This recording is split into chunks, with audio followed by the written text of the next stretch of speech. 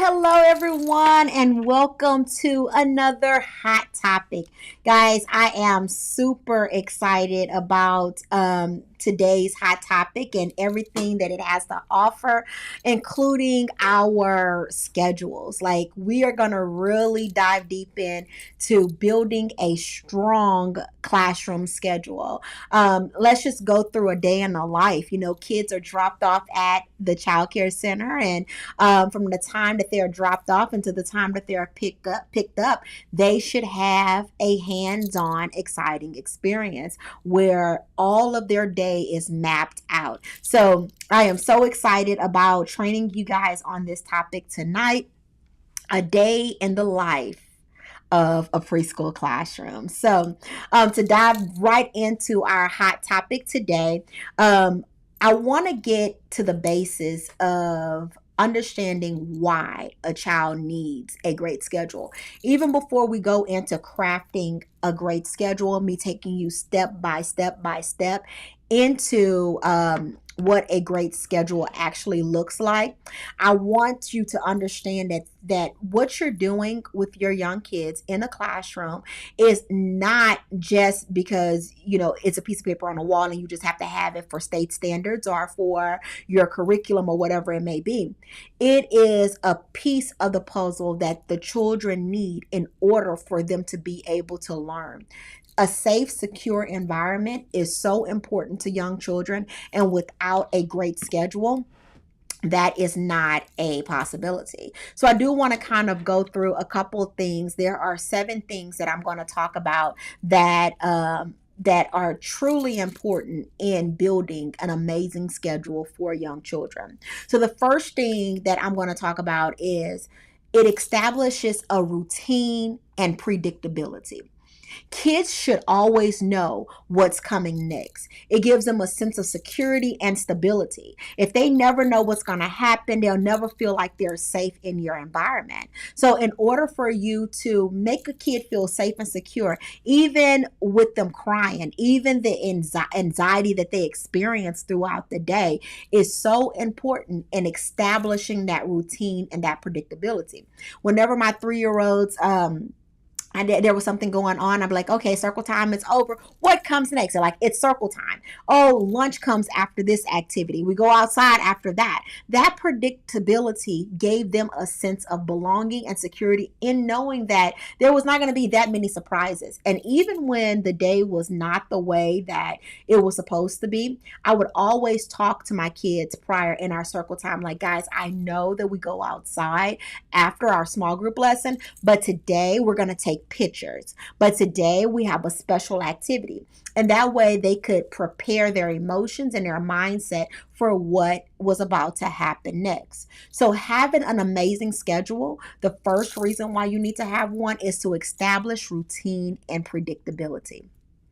The second reason is to promote self-regulation. So as children are developing self-regulation skills, that means that they're able to regulate their own emotions, their own behavior, their sense of energy, their levels of energy. Having a clear schedule helps them to get their mind back on track. And so by providing the day and knowing what comes next, they can actually prepare their minds like, okay, I know it's almost time to clean up. I know it's almost time to go outside. And they're like, okay, I miss my mom, but guess what? As soon as I finish this activity, my mom is going to come.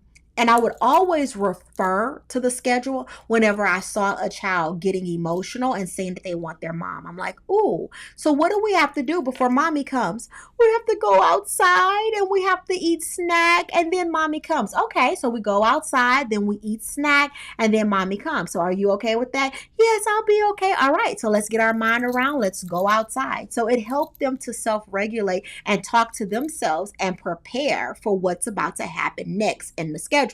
So as we're like really understanding this schedule thing in our hot topic, not only are we establishing routines, number one, and predictability, but number two, we are promoting self-regulation skills in young children by letting them know or helping them to understand what's going to happen next, having that clear structure.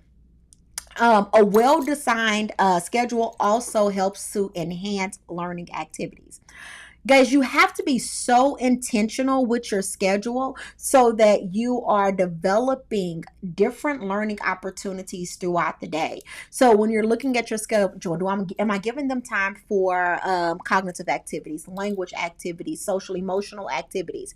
And so having that schedule will allow you to pencil in those learning opportunities throughout the day. So when I'm looking at my schedule, I'm like, hey, I know I have circle time first. What learning activities can I include in my circle time? So I know that every time that they come to circle time, we're going to do this type of activity. All right. So I know that I have my center time and I have a 30-minute small group lesson. What opportunities can I take advantage of, or what kind of learning opportunities can I teach during that 30-minute center time? And then while they're in the learning centers, I know that they're going to be able to rotate at least 3 centers. So I am going to go into those learning centers and I'm going to set up child directed learning activities. And what I mean child directed are things that I may have shown them in circle time and left on the table or on the shelf for them to actually do during the learning time. So enhanced learning activities, that schedule helps me to plan them out and enhance them and provide different techniques and support in that. So then supporting developmental skills. So not only do I know what activities I can provide throughout the day, I now know too what skills I want to work on. And so whenever I look at my schedule, I can honestly say like, okay, at small group time, I got to work on fine motor skills. I know that while they are in the learning centers, I want to provide these opportunities for them. But without your schedule, you won't know when to provide these activities. You won't know when to incorporate them because you don't have a structure. All you can think about is like, all right, I have the activity, but when am I going to get it done? And that is one of the biggest problems that preschool infant toddler teachers struggle with. It's like they have the idea, but they don't know when and how to implement it. And by creating a great schedule, you will have the opportunity to do that. So number one, an amazing schedule or a great schedule, establish routines and predictability. Number two, it promotes self-regulation. Number three, it gives you the opportunity to enhance learning opportunities. And then number four, it helps you to map out how to support skill development within your learning center times. Also, and this is one of my biggest things with scheduling, it helps you to encourage smooth transitions. Without a schedule and mapping out that time, and so there's 2 schedules I tell you guys that I post. I have a schedule that have like from 9 to 10 we do this, from 11 to 12 we do this, from 1 to 3. But I also have a schedule on my clipboard where I plan for transitions. I already know that it's going to take 15 minutes for the kids to clean up and come to the carpet. There are going to be some kids that clean up sooner. So I know that during that time, I'm going to have a song or a movement activity on the carpet until all the rest of the kids finish cleaning up. If I do not plan for those transitions, the kids that are done cleaning up are going to go to the carpet and start hitting each other, grabbing on each other, doing all kinds of things. So whenever I have my schedule, it helps me to be able to plan out and encourage smooth transitions with my kids. And of course, by natural, it's going to make sure that you minimize behavior issues. It's going to be create a harmony in your classroom environment because kids know, like, when we're in the bathroom, Ms.Carolyn has this activity plan. So even if it is getting ready for lunch and kids are washing their hands, what are the kids at the table actually doing while they're waiting for the other kids to finish washing their hands to eat lunch? If you don't have a good schedule and have that planned out, the kids will be hitting each other, throwing food, already grabbing their food, and doing all types of things. So when you have a great schedule, it will help encourage those smooth transitions. And guys, planning for transitions, I have a whole training on transitions, on how to do transitions. I always have my back pocket ideas. I created a little pocket and it has little ideas, songs, activities, different movements, things that children can play and do during transition.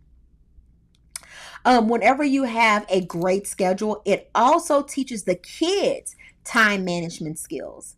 So they know what comes next. They know that, I've already been to 2 centers today. I probably won't get a chance to go to a third, or if I do get up and go to this 3rd center, my time is only going to be limited here and the timer is going to go off and I'm going to have to clean up. And so if you want kids to have great time management skills, you have to have a great schedule that teach them that. Learning a schedule and learning those skills are so essential in life. And it starts at an early age. Some of you guys struggle because you don't have a consistent schedule for yourself. And I'm not talking about just in a classroom, I'm talking about in life. Do you have your day actually planned out? Do you know from the time that you wake up what's going to come next, what's going to come after that? Do you know where you have to report to, what time you have to be there? And without a schedule, you wouldn't be able to foster time management skills. So just imagine how difficult it would be for a kid if they do not have those same time management skills going on. So whenever you're looking at your schedule and you're looking at things that you need to be doing in the classroom, it is teaching the kids how to have great time management skills. It also allows them the opportunity to encourage or establish communication and collaboration. A consistent daily schedule facilitates effective communication and collaboration amongst the children and the students and parents, and allows the teachers to communicate expectations. It allows them to share information about the day to the parent, and then also help them to show the parent what journey the child went on throughout the day. This type of communication builds trust with parents. So whenever a parent sees that, hey, they did have circle time in the morning, they did have snack time on time, they know that you are a teacher of your word.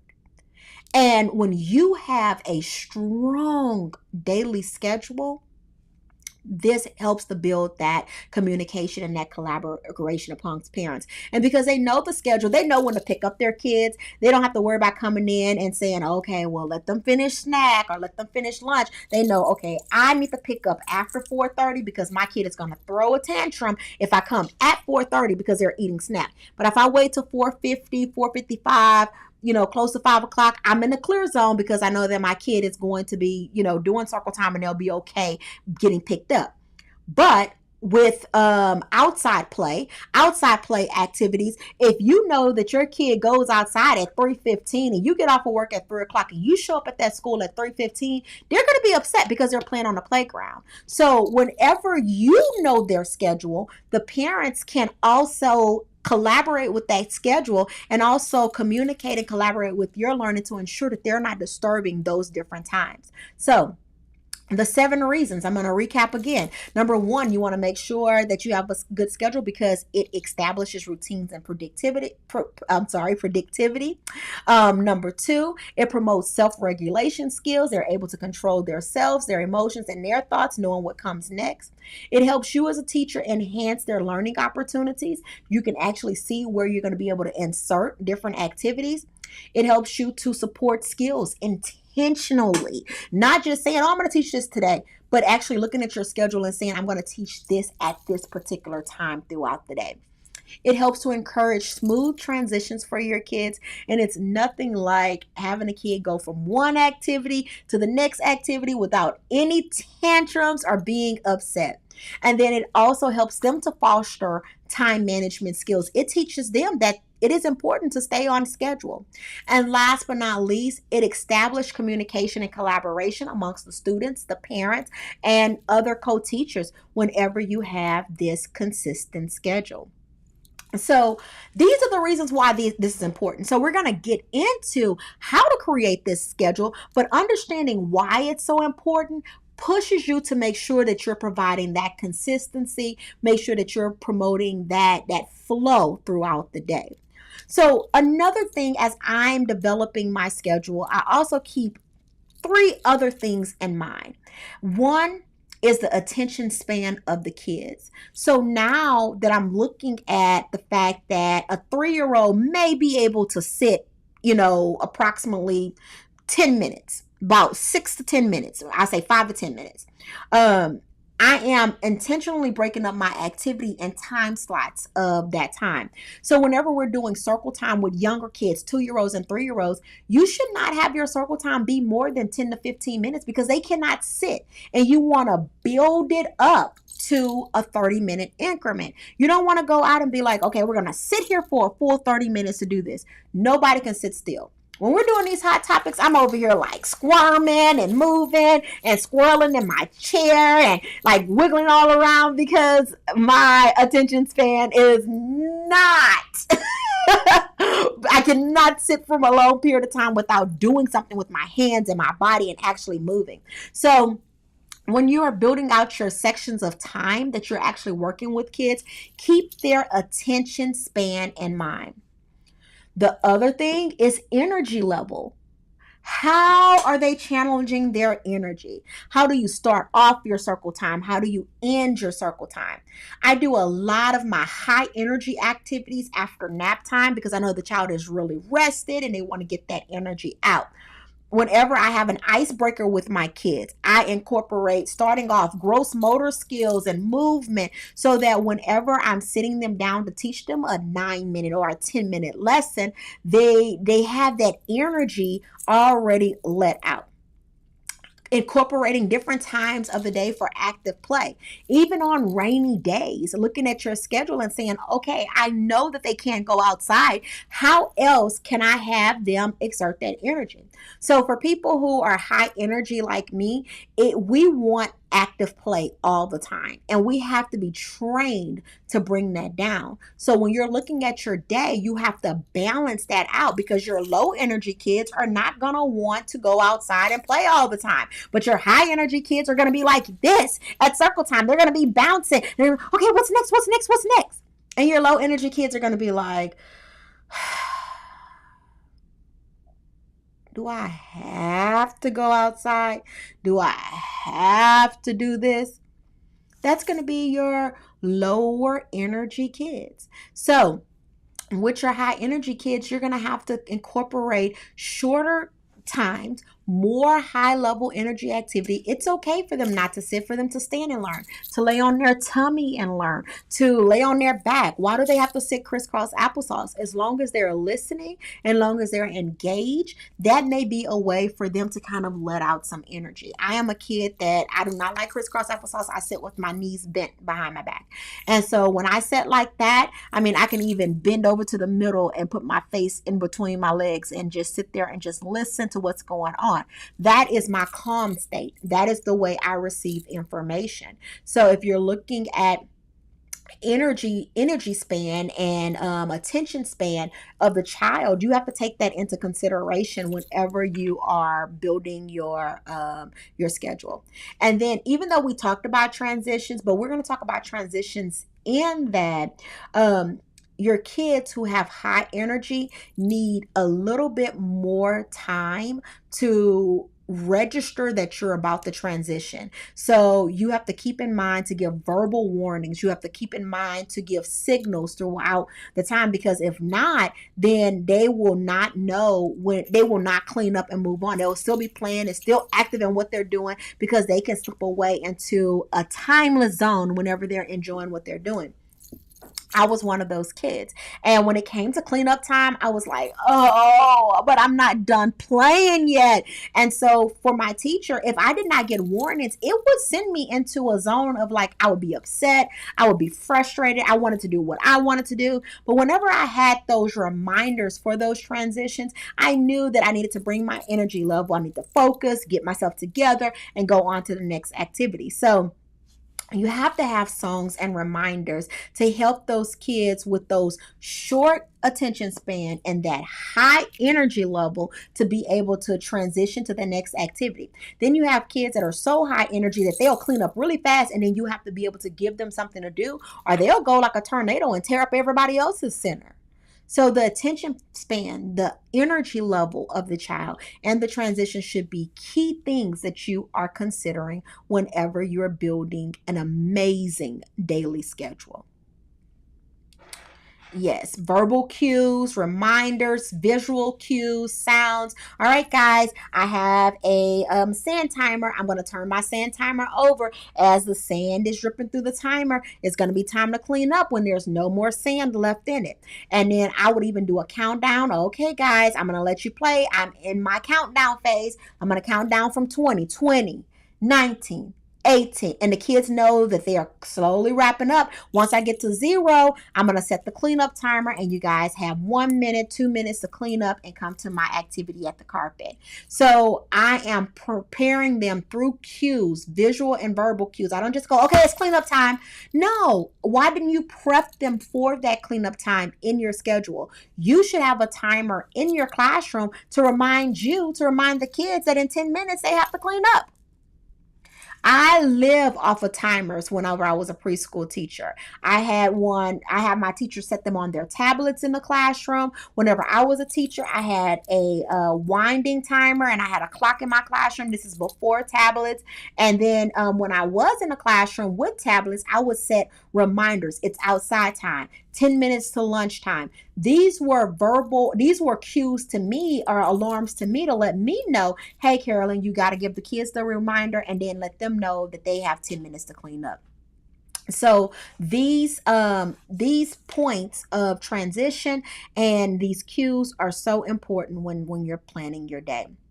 So I am going to go into building the elements of a strong schedule, the different parts of the day that you want to take into consideration whenever you are building your schedule. Some of you guys are from corporate schools, some of you are on privately owned schools, and I do want you to take into mind that these are things that you may not be able to change if somebody gave you a schedule. And then some of these things, some people that are on here are able to create full schedules. So your morning routine and your afternoon routine is so important whenever you are building the schedule. What does your morning routine look like?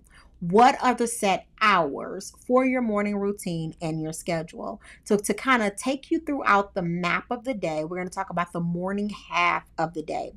From the time that your center opens to like mid morning, let's just say nap time at 12 o'clock. That's your morning half of the day.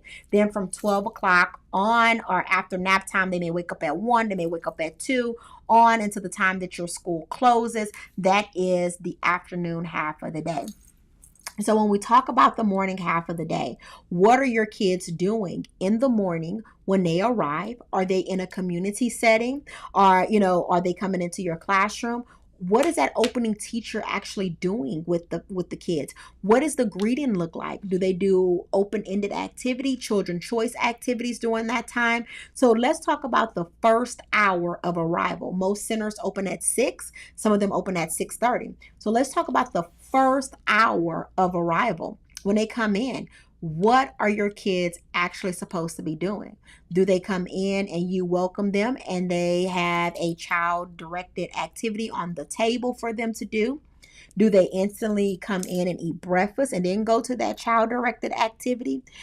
Every school should have a morning routine. Most schools in my past, it has lasted from 6 to about 8:30, or from 7 to 9, or 6 to 9, because most children are already at school by 8:30. That way you can go into your circle time at 8:30. But from 6 to 8, what are your kids actually doing? Do you greet them? They come in, they instantly eat, then they come over and sing a song, and then you let them have teacher choice activities? Or do you leave little lesson plan bags for your opening person in the morning time?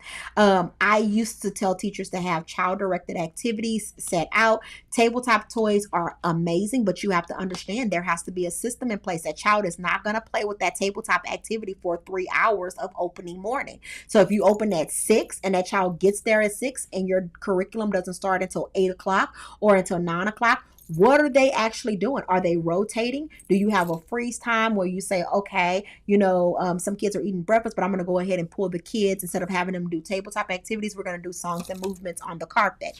You should be breaking down that time frame into 30-minute increments, from 6 to 6:30, from 6:30 to 7, from 7 to 7:30, from 8 to 8:30, from 8:30 to 9. So you're breaking down those hourly increments on your piece of paper, but then on the schedule that the parents see, you may say from 6 to 8:30, we're doing opening activities, we're doing breakfast, we are doing songs and movements, and getting ready for the day. So that may be what the parents see, but as a teacher, you should have it broke down When kids arrive, they eat breakfast and they wash hands. Those who have already eaten, that have done eating from 6 to 6:30, I'm gonna put them in rotations, and I'm gonna sit at this table and do this activity while I'm serving breakfast. But at 7 to 7:30, we're not gonna do table activities anymore. I'm gonna bring those kids that are not eating over to the carpet, and we're gonna do our morning yoga and our morning stretching exercise. We're gonna do that for 30 minutes. Then I'm gonna let them go back and do other tabletop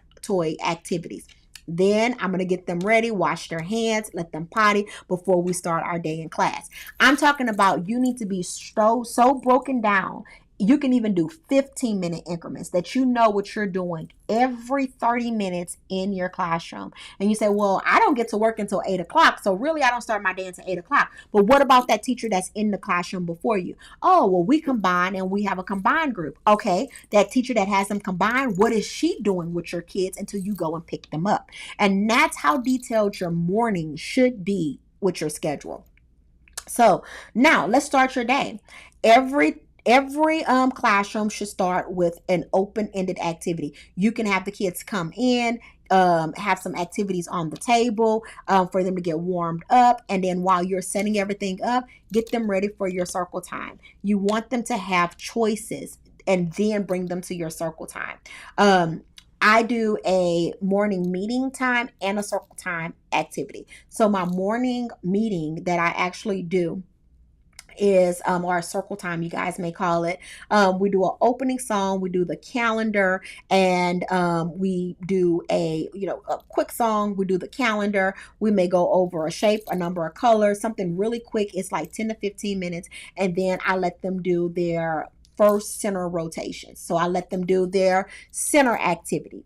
Then after that is when I have my group time. Circle time and group time are two different times for me. My circle time are my routine. It's when I do my calendar, my songs, and those activities. I let them go do centers for a little bit, and then I bring them back to my group time activity. That is where I'm teaching a lesson and they're participating in an activity. That is group time. Big difference between circle time. So I may do circle time for like 10 minutes, 15 minutes.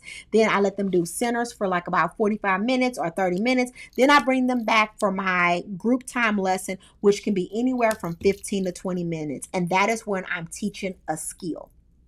So it may be I'm teaching them a number hop game. Hey guys, we're going to play this as a group. And then I want, when I hold this number up, you do this. If I hold this number up, an activity that is actually planned for a group.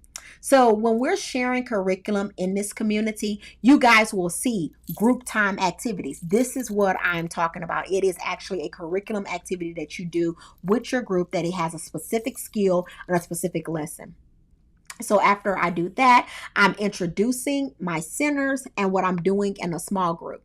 And then I let my kids go ahead and do their center rotations with the small group lesson. Now, when you're developing your schedule, here's what you have to do. You have to take into consideration things that are not negotiable on your schedule. Usually that's lunchtime, your playground time, and usually your nap time. I put them on my schedule first. So let's just say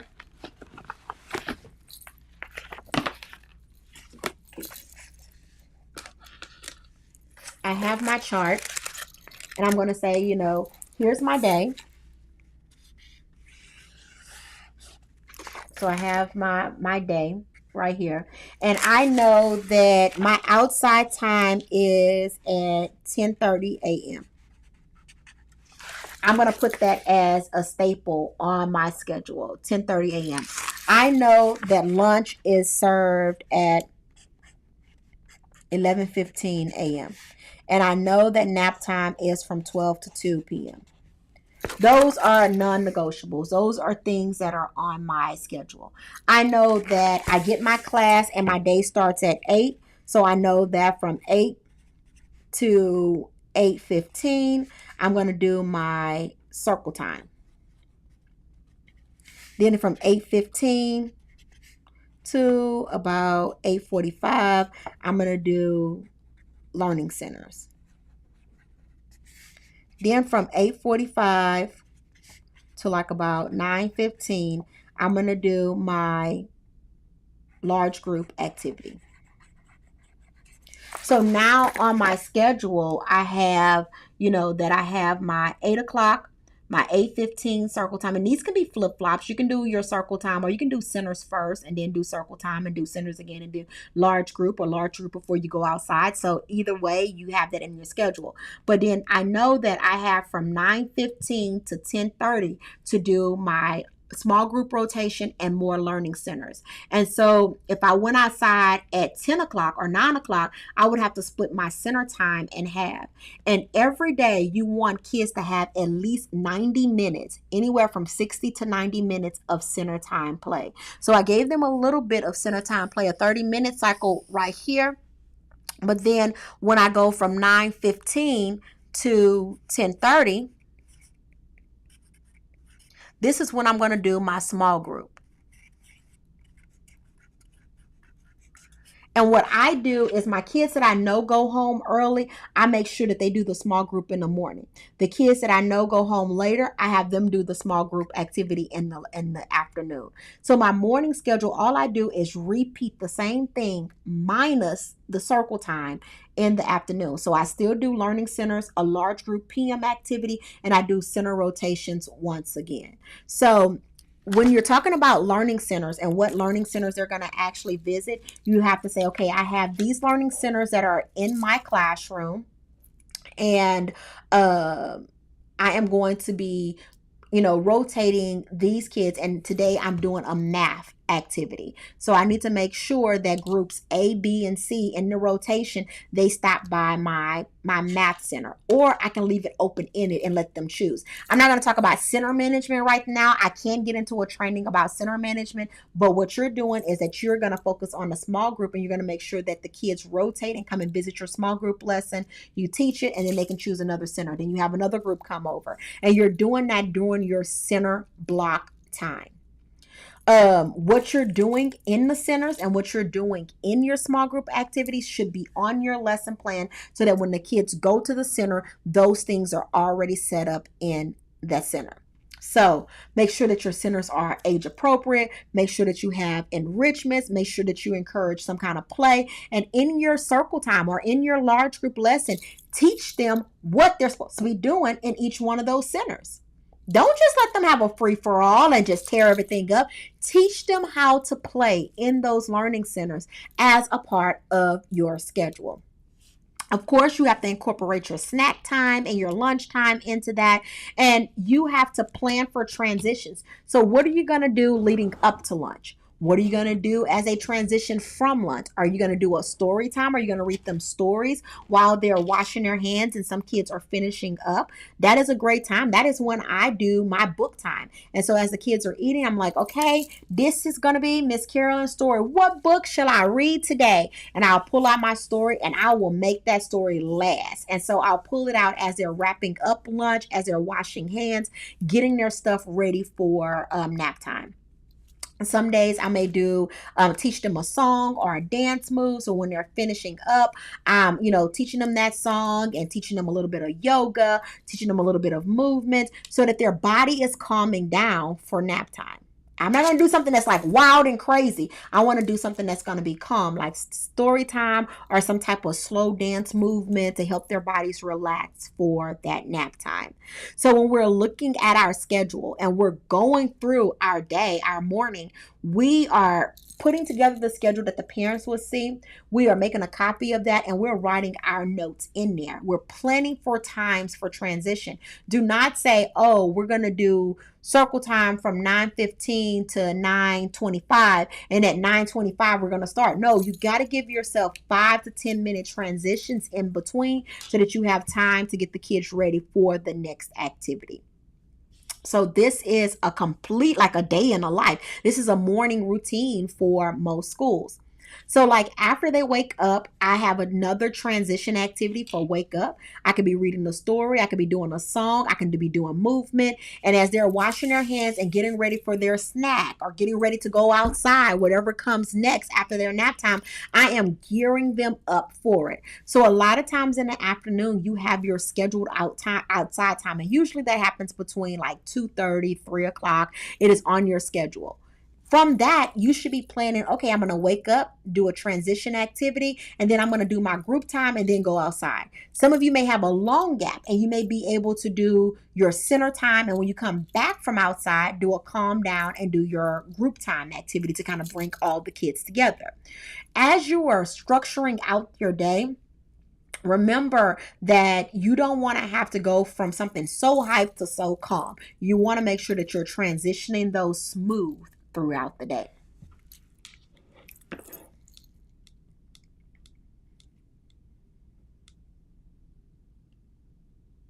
Okay. So far, I'm going to bring up some questions. Do I have any questions about the structure of your day and getting that together? I am going to talk about outside structure in a little bit and PM structure, but do you understand how important it is that you write out your daily schedule from open to close, including the things that you have to be on time for? You have to go outside at this time. You should be giving the child an opportunity to go outside twice a day, once in the morning and once in the afternoon, outside play.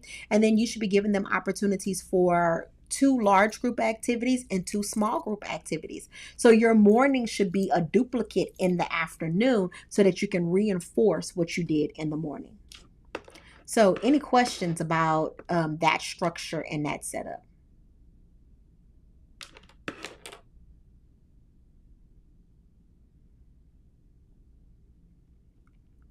Okay, so guys, just drop your questions in the comments section and then I will get back to your questions. So the second thing is structuring your schedule when you go outside. Most outside time lasts anywhere from 20 to 30 minutes outside. What are your kids doing when you go outside? When you first get outside, are you giving them an introduction of a game that they can play and then give them free play? Are you giving them free play and then inviting them to play a game? Even your outside time should have a schedule. Are you going to go outside? Are you going to work on some type of gross motor development? Are you going to work on skipping? Are you going to work on teamwork with them? Are you going to do a building activity outside? Even your outside time should be structured. It should not just be like, go play, and then they just run around and don't do anything. They should actually go out there with the understanding that we're going to do something together first, and then you're going to get free play. Or we're going to get free play, do something together, and then line up and go inside. And if you structure it in a way to let them play first and then bring it into an activity, it'll be easier for them to transition from outside time to inside time. And I noticed that work with my kindergarten kids, it works with my pre-K kids. If I let them have their free time and then halfway through I call them in and say, hey guys, I want to go ahead and play a game. Who wants to come in?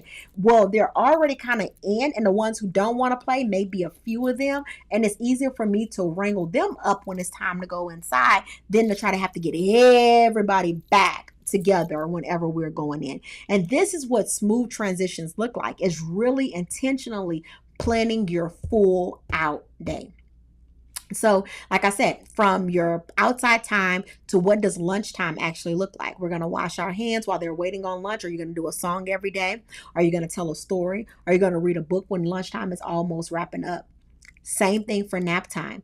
Nap time transition. Are you, while they're putting their things down, are you going to have music playing and tell a story? Are you going to help them calm down? Are you going to do a magical effect? I used to have the kids sit down and pretend like they were riding on a magical carpet. I had my magic wand. I would go over to them and I would sprinkle them with a little bit of imaginary pixie dust so that they can rest. I also did a tuck-in activity. I would go to every single kid and tuck them in and get them ready for nap time. And then I would play the music, but also be telling a story as they are laying down. So each block of your day should have a teacher version schedule that tells you exactly what you're going to be doing during that period of time. What does wake up look like? Yes, on our schedule, we have wake up, hand washing, and snack. But from the teacher perspective, what does your schedule look like? Do you start off with a transition activity? Do you wake them up one kid at a time? Do you wake them up two kids at a time and let them go potty? And as they're pottying, they come back and do like a tabletop activity, or they do a activity bag. You have activity bags individualized for each kid. Let them work on a skill while everybody else is going to the potty. Like, take your different moments of the day, break it down, and ask yourself, What does that look like on the main schedule? And what does that look like from the teacher view on your schedule? And if that is not planned out to the T on your end, because even if corporate gave me a schedule, even if the child care center I worked at gave me a schedule, I still have the teacher version of my schedule where I take that schedule off the wall and I write in what my transitions look like, what activities look like during that time, so that I'm not just wasting time during that particular time of the day. That is my day in a life schedule. So it's not about just what the parents see on the wall, but I also have my plan, my daily activity plan to let me know what I need to be doing throughout the day to make sure that those plans are actually executed that are on my schedule. Sometimes I'll go in a classroom and I'll ask a teacher, where's your daily schedule? Where's your schedule at? And they're like, oh, it's over there. Are you following your daily schedule? Well, we're trying to, but they got, you know why they got out of control? Because you didn't plan your transitions. You didn't take the time to plan your transitions. So because you did not take the time to plan your transitions, now your kids are out of control and you're all off schedule. But if you just take a few moments to take your schedule and make you a teacher version, giving you the plan of transitions and what each moment of that day looks like, you will be amazed at the transition or the transformation your class will go through with that schedule. It works. I know it works. It worked for me as a 3-year-old teacher. It worked for me as a kindergarten teacher. It works for me as a toddler teacher. I take my schedule and I dissect it and I ask myself, how can I make that part of my daily schedule a lot better? What could I be doing during that time? So to take you down the journey of a day in a life, number one, when kids come in, they should have teacher choice activities. Then you should introduce your day. You should welcome them with your circle time, your songs, and your activities. Then from that, you should decide if you're going to go to learning centers or if you're going to do a structured activity. But kids should have choices, and then giving them that center time and doing a small group activity will help get them excited about transitioning to that large group activity. When you go outside, you need to have that planned out. Even potty time, when you're taking everybody to the potty or you're sending kids to a potty, what does that look like for the other kids? I'm going to do this activity with them. When you go outside, the same thing. As you're transitioning from outside to inside, what are you doing in the hallways? What are you doing as you are rounding the kids up to bring them back into the classroom? As kids are washing their hands after outside time, what are the kids who have already washed their hands doing until all the other kids have finished washing their hands? So these are questions that you should be asking yourself throughout the day to make sure that your schedule is fully planned and transition. I always say kids should go home tired, not the teacher. And if you plan every moment of your day, those kids will go home tired because you're always on top of them doing something. And I noticed that my most successful teachers in a classroom have every moment of their day planned. They're always doing something. Actually, they overplan their schedule so that they have extra activities just in case they finish early. So your day in a life and having those schedules will help kids build consistency, build routine, help them to become confident learners, and to be able to predict what's going to happen next and get them excited about their school. One thing I created for my kids was a picture schedule, and on the picture schedule, I had a clothespin with a little car on it, and we would go on a journey down the schedule. Okay, what's next, guys? And they can look on the schedule and see what was coming next. They can look on the schedule and see that it's almost outside time or it's almost pickup time. So I gave them a visual aid of the schedule, and I had my visual aid, and then my parents had a copy of the schedule. But the kids need to know as well. You shouldn't be like, okay, let's go to this. They should automatically know what's coming next. So having a visual schedule for them to travel and actually see where they're going throughout the day. And it's like, we're on the journey. Here's where we're going. Here's where we're going on our adventure. We're going to stop here at circle time. After circle time, we're going to go do this. And so I would go over the schedule in my circle time in the morning and tell them an overview about what to get excited for in the day. And in that way, they knew what was coming. You know, kids get dropped off at school each day and they don't know what they're getting dropped off to. So it's your job to tell them what journey they're going to go on and what to expect for the day. Guys, I have something amazing planned for you today. So make sure you come and see me in the Math Center because I have a fun activity for you. Hey, you know what? This afternoon, Miss Carolyn has an amazing art project. Make sure you come and see me. And if you don't get a chance to do it, I will leave that art activity available for tomorrow so that I can make sure that everyone has the opportunity to do this activity for the day. That's the day in the life of a preschool person. That's the day in a life. That's the journey that you want to take your kids on every single day. And for me, I get excited knowing that the day is planned out and I'm going to be able to bring this adventure to the kids that I'm working with. But if you don't have it planned out, every day is going to be chaotic for you. Every day you're going to be lost. Every day you're going to be dealing with behavioral issues and headaches and kids that are not listening to you because there's no structure. The very foundation of early education is providing them with their basic needs, a sense of belongingness, a sense of security, them being able to be nurtured. All of these are important in building a strong foundation and building a strong day with your kids. And so if you're on here now and you're struggling with the flow of your day, take your schedule, sit down, ask yourself, am I planning enough time or too much time? Am I planning transitions? Do I have a balance of high energy things and low energy things throughout the day? Ask yourself all these questions as you are reviewing and going over your schedule. And if the answer is no to any of those questions, go in and tweak what needs to be tweaked. Put it back up. Then pull your copy and say, okay, now that I have my schedule together, here's what I'm going to be doing during these different times of the day. Here's where I get intentional at. Here's where I'm going to make sure learning is happening during these transitions, during this large group time, during this small group time, during all of these activities. This is where I am going to intentionally teach and build skills. And if you're not doing that, you're doing your students a disjustice, and you're not providing an environment that's going to help them nurture and grow and blossom. Who likes to be in a place where things are all over the place? Just craziness all over the place. Nobody wants to be in an environment like that. And definitely kids don't want to be in an environment like that. That's when you see crying and tantrums and kids not being happy.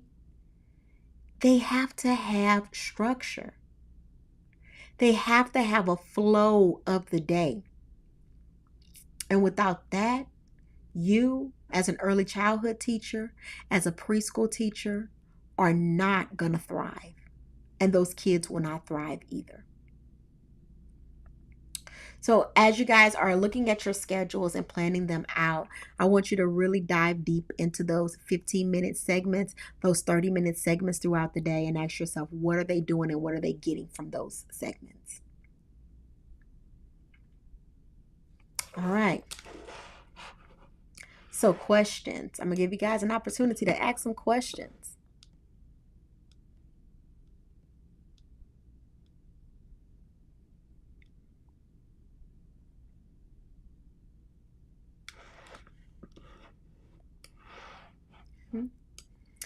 So while we talk about the piece with structure, you guys have to have some type of flexibility and adaptability going on in your schedule. You don't want the kids to be so rigid that if you change anything, that they will go off the wall. So you're going to have to plan for some flexibility in your schedule, some time to say, okay, guys, this is what we're going to do today. Always give them a warning and let them know that those changes are coming. But you do want to have some type of flexibility that, some days you may want to do circle time outside. Some days you may want to have 2 small group lessons going on at the same time in learning centers, especially if you have 2 teachers. So you do have some adaptability and flexibility in your schedule, but not so much where it is just too open.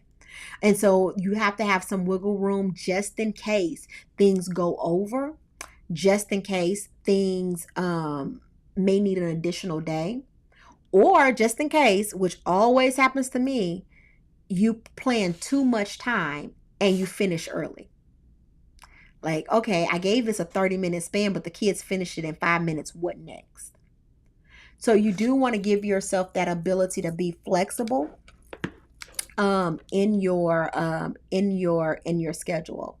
Remember that consistency count, and you want to have a balance throughout the day of quiet versus loud activities, because most preschool kids take a 2-hour nap. You get that quiet time, but do understand that sometimes kids can get overly stimulated with a really, really rigid schedule, or with too many different things going out throughout the day. And you do want to give them a space that they can go into and relax and be quiet, and let them get their thoughts and their mind together, so that they can calm down, collect themselves, and join the group again.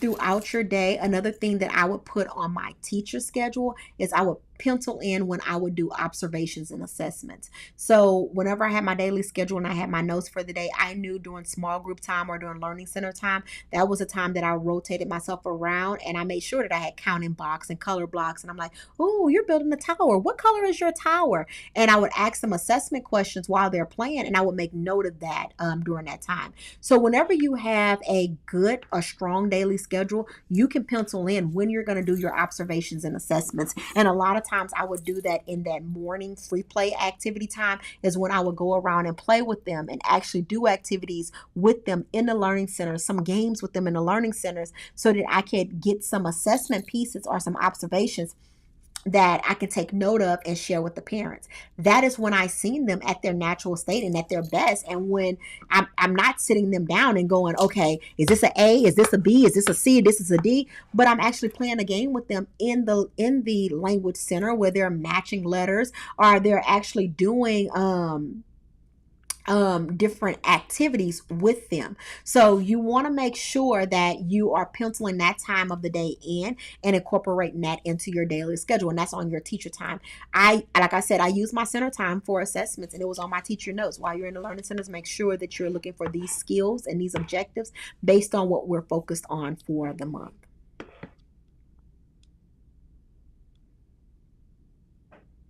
Okay. So questions.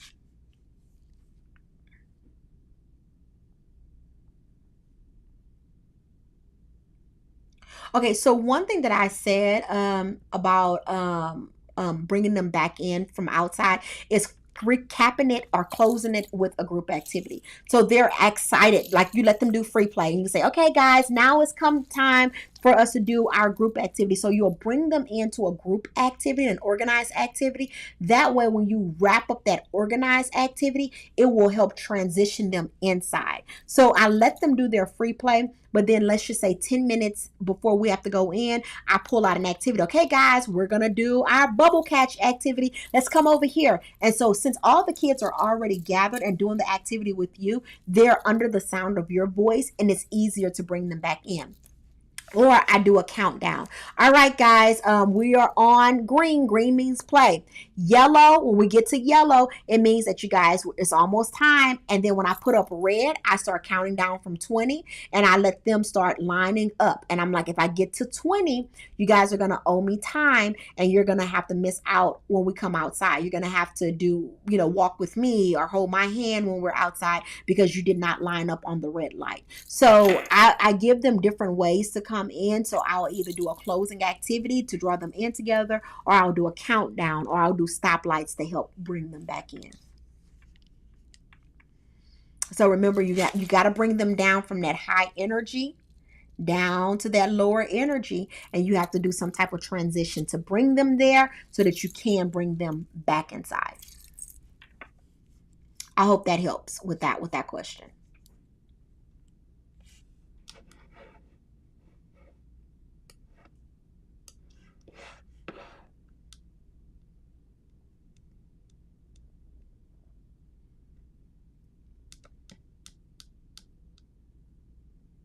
All right. So, any additional questions about our schedules and communication? So, whenever you're communicating your schedule to parents, let them know what you're doing during those times and give them a detailed outline. But your outline that you have on your teacher desk should be a little bit more detailed. Like I said, what are you doing small group? What are you doing your large group lesson? Of course, you have your lesson plans, but you're planning for your transition on your teacher schedule. So I always tell people there are three versions of a schedule. You have the kids version that they're actually traveling through. You have the parent version that gives them an overview of the day and kind of give them a little bit more detail. So instead of saying just like large group time, you put large group time. This is when we do our math, science, and social studies activity in a large group. You give them a little bit more detail. Then you should have a teacher schedule. That is your schedule that you keep that has all your notes as to what you're going to be doing, what your activities are going to be during that time, how much time you're going to spend in that block, what you're going to do to transition them in and out. So there's always three versions of your daily activity: kid view, parent view, and your view. So make sure you have all of those available. That way kids know what to expect, parents know what to expect, and you know what you're doing, and you're able to deliver what is expected.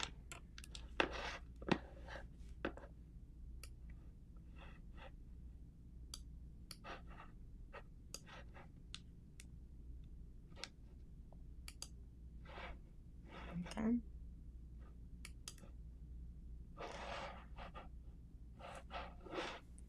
So questions. I do want to take time to answer all of the questions that you guys have. Um,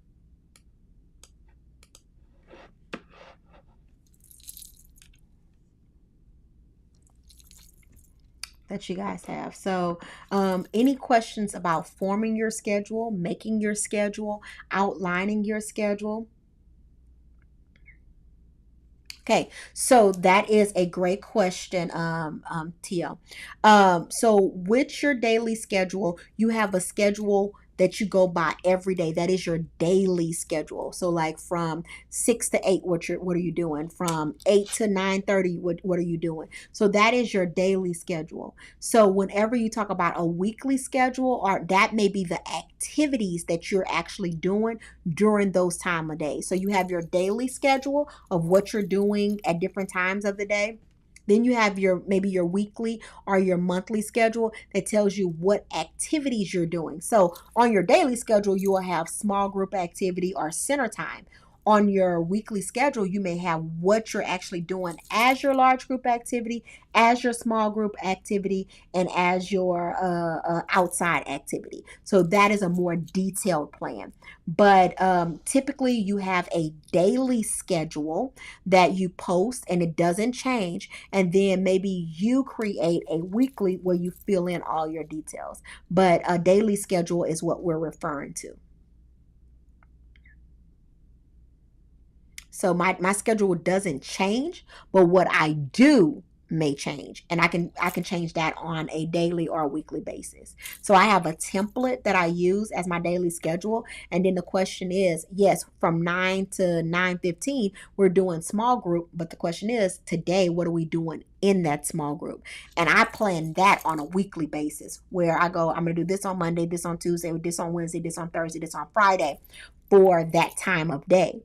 But as far as the flow of every single day, that is a daily outline. And then what you do can be done weekly, monthly, or on a daily basis as well. I have some people that do a daily lesson plan that they plan out they do their daily lesson plan and they have it on their teacher desk. I do that weekly. But as far as my daily schedule, it doesn't change. We go outside at the same time every day. We have the same large group. We have lunch at the same time. It's just that what type of transition is am I going to be doing during lunch? Now I may change that up multiple times throughout the week.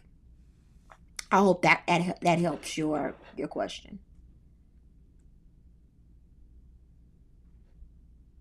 So your schedule should be daily, and your plans or your activities can be weekly, daily, or monthly, however you decide to do that.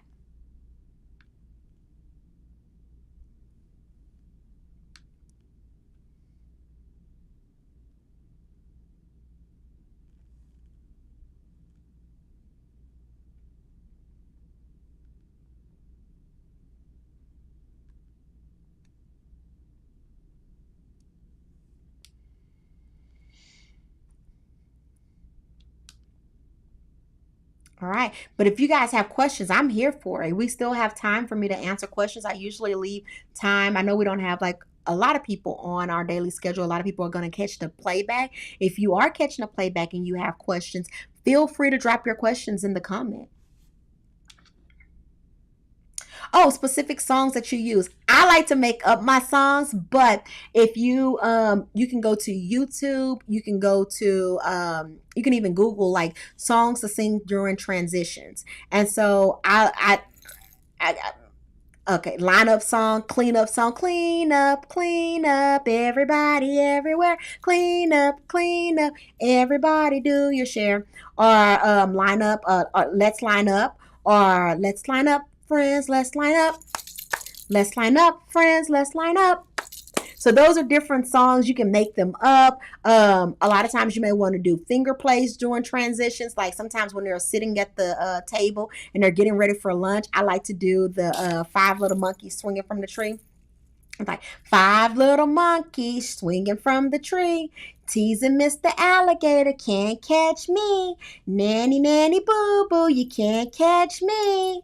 Along came Mr. Alligator, as quiet as can be, and snap that monkey right out of that tree. All right, we had five monkeys and one got snapped out of the tree. So how many monkeys do we have? Four little monkeys swinging from the tree, teasing Mr. Alligator, can't catch me. And so I'll do that through, all the way through and teach them songs like that. Then going on a bear hunt. I love that as a transitional song. Going on a bear hunt, going on a bear hunt. Gonna catch a big one, gonna catch a big one. It's a beautiful day outside. It's a beautiful day outside. I'm not scared. I'm not scared. I see a tall tree. These are transitional songs that get kids active and excited.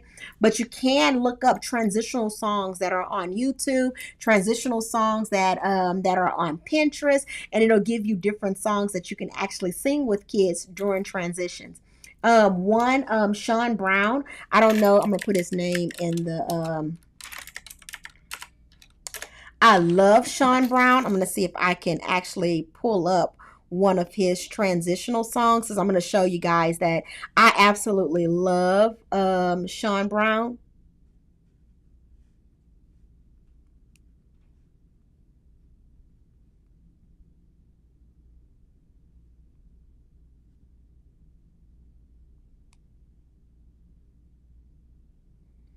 And he has a CD called Transition. He has his song Good Morning.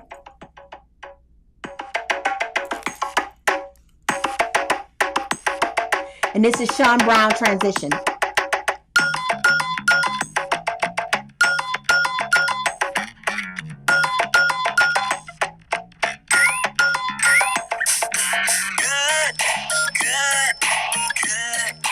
Good morning. Good morning. Good morning.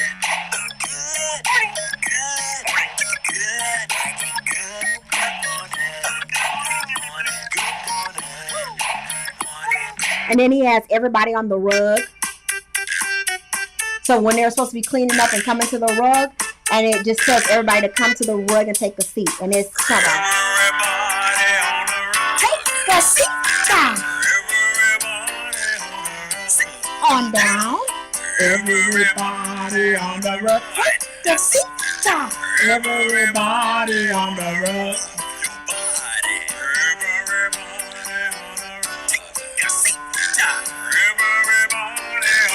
Okay, and then we have the line-up song.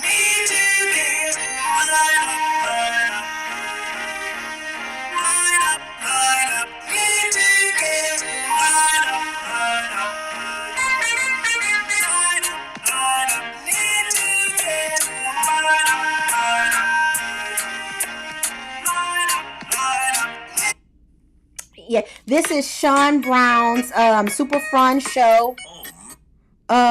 Super fun show transition songs, and so it's called the Super Fun Show by Sean Brown Transition, and I was playing it from Apple Play. But if you look on YouTube, you should be able to find all of those songs there. Again, like I said, it's on Apple Play. If you have Apple Play, you're able to get it. But I'll see if I can find a link to it. If you can actually buy the CD, or if he has it available, I will get that. Then you'll take a note of that for her to get Sean Brown. But the cleanup song, I actually love it. Look at this place. Looks like a tornado hit it. Oh no, we have to clean this room up now. Let's clean it up. Pick up those toys. Let's clean it up. So like that's, as you guys can see, like when I was a 3, that was my favorite transition song. Like I love Everybody to the Rug. I love the cleanup song. And so those are some of the songs. And of course, if you put in transitional songs on YouTube, transitional songs on preschool transition songs on Apple, you'll come up with a long list of songs. But I do love Sean Brown, the Super Fun Show, and all his transition songs that he have. That's a great question. Thank you so much for all your questions.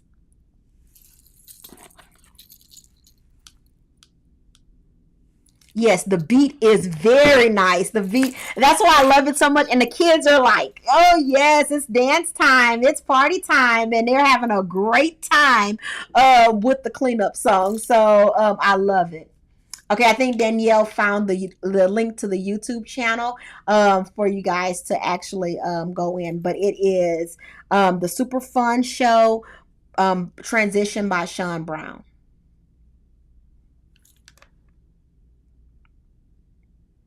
Yeah, play that and the kids will go bananas. They will absolutely love it. I think she's getting those links for you and putting them in the comments. Thank you so much, Danielle, for your support and your help. I'm going to go ahead and flag those or like those so that you guys can catch those. Again, if you are in the comments and you're watching this as a replay, Danielle has put the links to Sean Brown's Super Fun Show transitional songs inside of the comment section.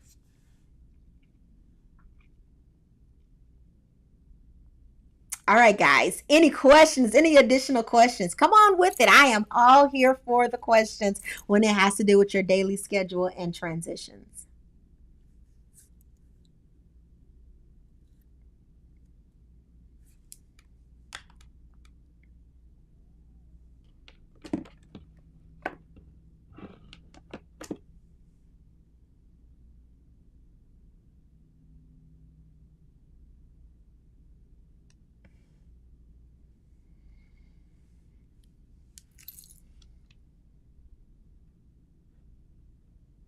Amazing. She found his channel, flagged it. You guys go on there, and again, he has some amazing songs. Okay, what do you mean by open-ended activities? Oh, I'm gonna bring that question up because that is an amazing question. What do I mean by open-ended activities? Open-ended activities means that you give the kids the supplies and materials and they decide what they want to do with it. So open-ended activities may be like if you put Chanel sticks, paint, and different mediums, cotton balls and stuff, and then you tell the kids to create whatever they want to create. Or if you put blocks on the table and you let them build blocks. Don't get open-ended mixed up with child choice activities. Child choice activities means that the child is able to choose what they want to do instead of you telling them what to do in that center. But open-ended means that you give them the supplies and the mediums that they actually need to create, but they're able to create whatever it is that they want. That is what an open-ended activity is, which means that it's open on the end and it can end up anywhere.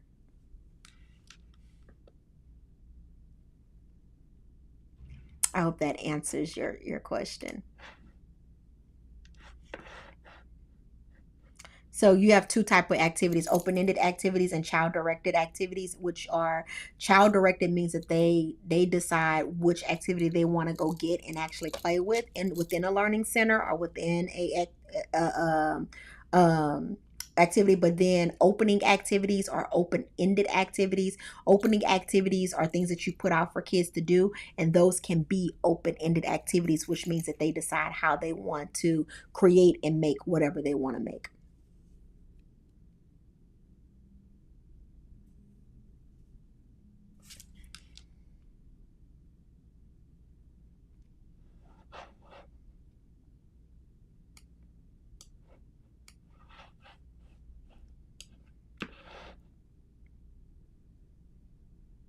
So you should be able to find a lot of open-ended activities. And again, kids kind of, there's really no structure to open-ended activities. You just kind of put the materials out there and let kids explore and figure out. I've done open-ended activities where I've put like Chanel sticks, foil, everything, and I just let the kids create whatever they want to, and they come up with like, oh, Miss Carolyn, I made a robot out of this foil and da da da da da da, and I'm like, oh, okay, that's what you made, and I'll document, and I'll let them put it on the shelf, and I'll put this is what they created with these materials. And I love open-ended activities for kids because they come up with some amazing things to share with you. Their imaginations are limitless.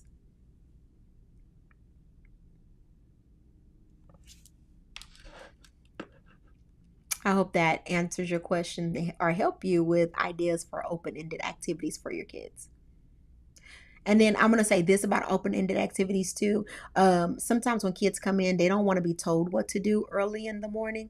They're really asserting their independence. And I tell people this, like they had to get up against their will. They had to get dressed, and then their parents put them in a car, brought them to school. They didn't really want to come to school. Then they had to come in, and they had to sit at the table and do the eat breakfast. And then the first time you ask them to do something, they're gonna say no.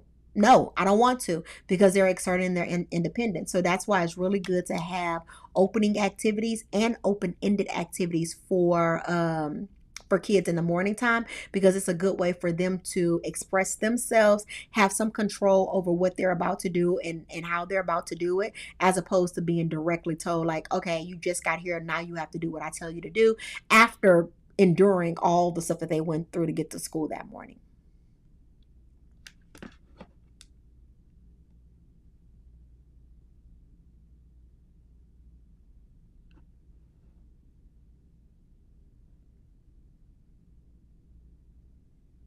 Yes, that's exactly what you call them. They're called open-ended activities. Yes.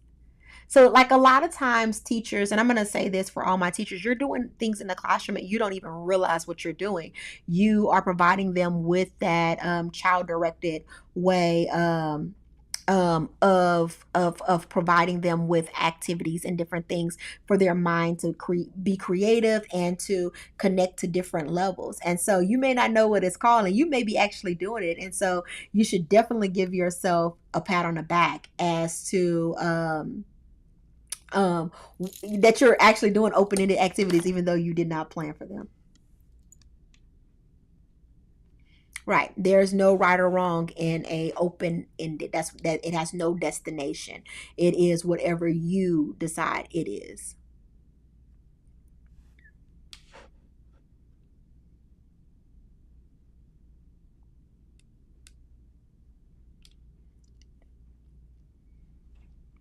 Okay. All right. Do you guys have additional questions? Go ahead. Any questions about schedules or anything that I discussed that you need more details on or more examples on, and I can definitely provide them with that.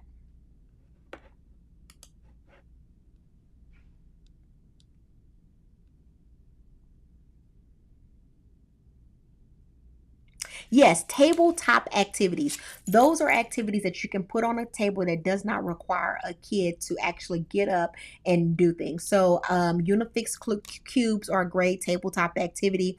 Sometimes people will do like Legos as a tabletop activity. Board games are tabletop activities. Puzzles are tabletop activities. Um, I like to make file folder games. That is a great tabletop activity. So, tabletop activity meaning that it stays on the tabletop and you wouldn't necessarily let them go on the floor or walk around the room to do. Even a book or creating a book or a hands on art project can be a tabletop activity. So, it's anything that stays on the tabletop.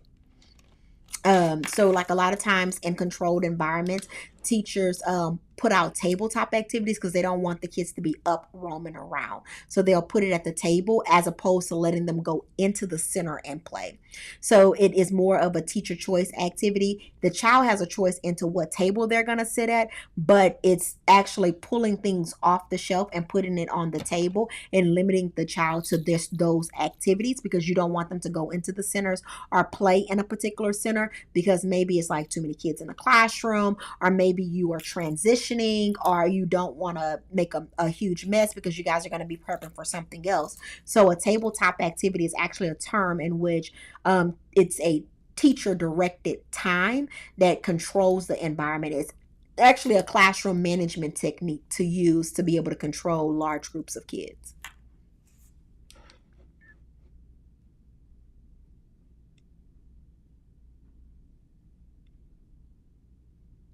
So that's what a tabletop activity is. It's just like anything that you can play with on a desk. And usually we put them tabletop activities in buckets, kind of like buckets like these with lids on them, like containers. And I do have a link to these type of containers in my organizational training. And so you put the activities in here and you'll put it on the table, and the kids will actually play with those activities that's in the bucket. Sometimes you can do surprise buckets, but it's anything that don't require them to get up from the table and actually go and pull things off the shelf.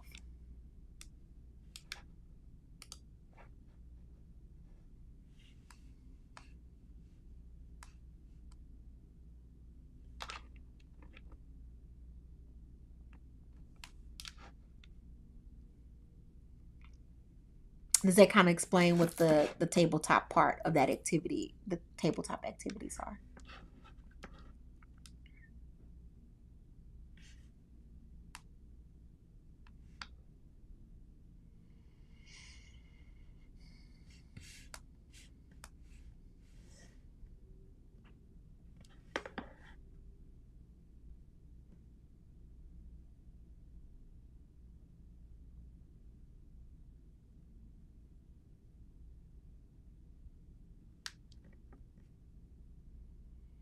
Okay, guys, that was an amazing interactive session that we had on building daily schedules. Again, if you're watching this on playback, comment below for any questions or concerns that you actually have, and I'll be more than happy to get in the chat and reply to them, so that you guys know how to build these strong schedules. So I gave you a lot of details tonight on some things that you need to do with your schedule, how you need to view it. Keep in mind those high energy kids, those low energy kids. Keep in mind those kids who like to have predictable things with different temperaments, all of the above. So take all of that into consideration when you're building your schedule. Make sure that you have, like I said, 3 forms of schedule: one for your parents, one for the kids, and then one for yourself to follow.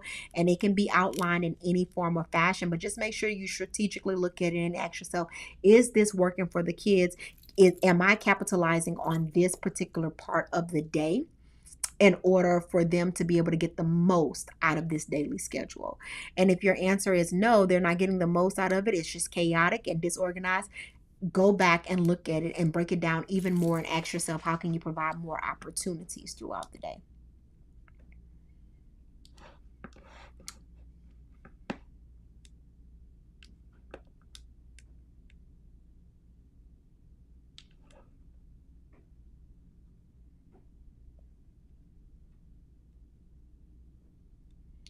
Alrighty. So as we are wrapping up this training, if you don't have if you don't have any questions or concerns, um,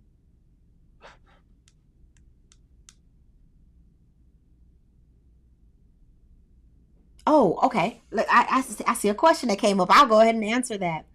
All right. Is it a good idea to put all of the high energy kids at the same table? No, it's not. Because they will feed off of each other and the energy will just keep going. So you want to kind of balance out your groups. Um, And then I will answer your question about large group activities as well.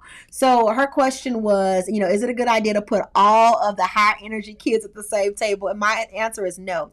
And I tell you that as a high energy person, I have to have a balance. Even when I build my team of people, I can't have a lot of high energy. Now you can have one or two of them there. I would keep them separated in a way that they're going to flock to each other anyway, at naturally, because high energy people flock to high energy people. But you do want to kind of balance it out if you are intentionally building these groups. So if you're putting them in rotation groups or sitting them at the same table, you want to kind of have them rotate and say, oh, can you come help this friend over here because this friend needs some help. And your high energy kids are always wanting to be the helper. They're always wanting to touch. They always want to do something. And you want them to have it be at a table where they can be the leader and help out the lower energy kids. When you put them at the same table, they just feed off of each other. And then what starts to happen is when you don't want them to flock together, they will flock together in the same centers and drive you up the wall. So make sure you kind of keep them balance when you're intentionally doing it. Now, if they're going to the same centers and always playing with each other in the same centers, you want to try to make sure that you go over and provide some type of calming activity for them to do so that their energy is not high. I wouldn't be like, oh no, you two can't play in the same center. Oh, you two can't be together. We don't want to do that. We don't want to discourage kids from playing with each other and engaging with kids that are like them. But what we want to do is provide them with techniques and resources in order to keep them from climbing up that high energy level and making them really play off each other and act out. Another way that I would distract them whenever they are choosing centers and they flock together, I'll be like, okay, who wants to help Miss Debbie? Oh, I do. Hey, come over here. I'm going to have you help me with this small group activity. And then pull one of them away from the group. And then the other one's like, well, I wanted to come too. Like, okay, I'm going to get you next. So as soon as I finish with him, I'm going to have you come over and do this activity with me. And that way they are naturally kind of separating and you're providing them with some coping mechanisms because they are going to, all your high energy kids are going to flock together. When I go to conferences, I always end up at the table where the people are acting up. Because that's who I flock to. All the people that are acting up because of my energy level, right? That's who people of the birds of the same feather flock together, and they're gonna naturally attract to each other. But you have to identify that and provide natural ways to kind of de-escalate them and naturally separate them and not cause a big scene with them not playing together. Okay, some of my favorite large group activities is what I was asked. So it depends on the time of day. So in the morning time, the things that I used to like to do is a travel story.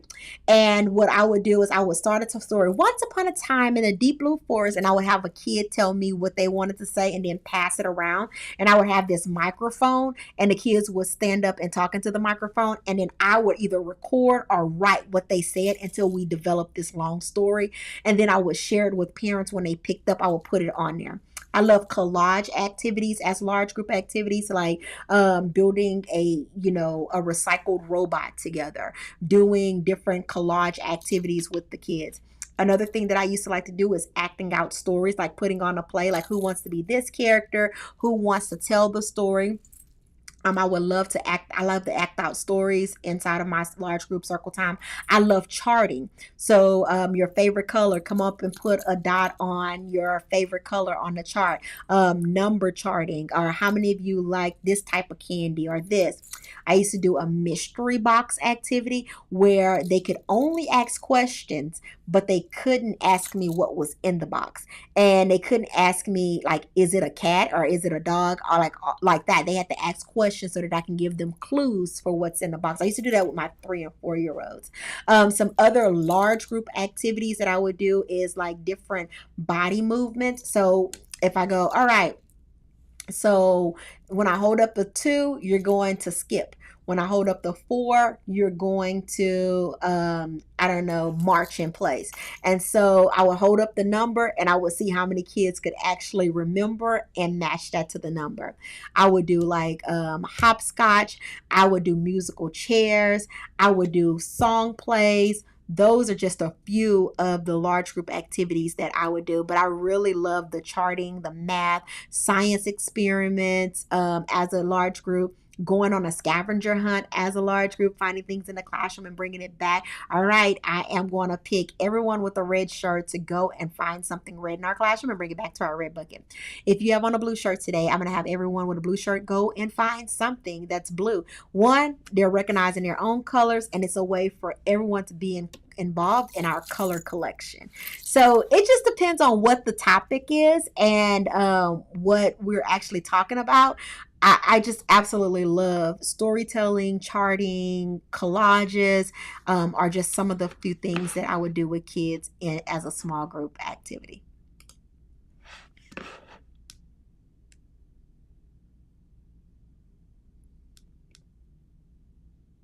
All right. Any more questions? That was a good question, Miss Debbie. Yeah, don't do that to yourself. Can you imagine 10 Carolyns at a table? That would be totally off the chain. You'd be like, what is happening in here? No, don't do that. Don't do that to yourself.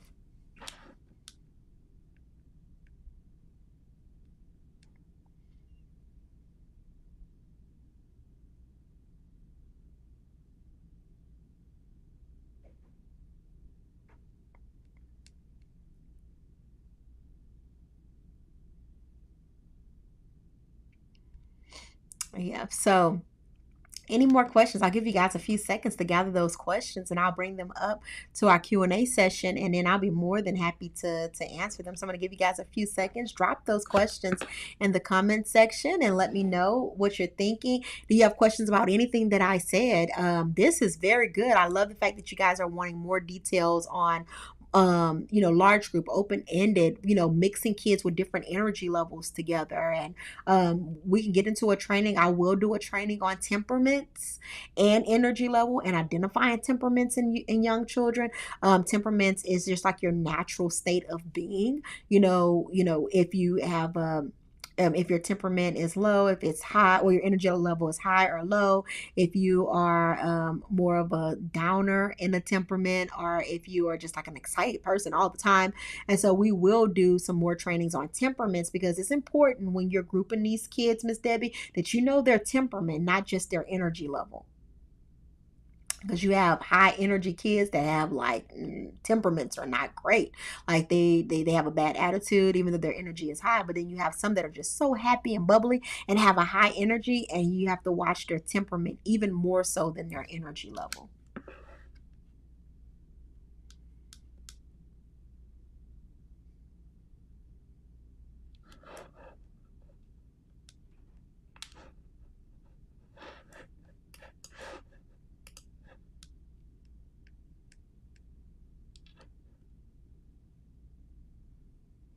Okay, once again, thank you guys so much for joining me on this schedule hot topic. If you have not watched it from the beginning, go back and review the reasons why it's important to have a structured schedule, how I break down a schedule for parents, how I break it down for students, how I break it down for teachers, and dive into that and take a look at your schedule and ask yourself, is your day smooth? Is your days fun? Are they exciting?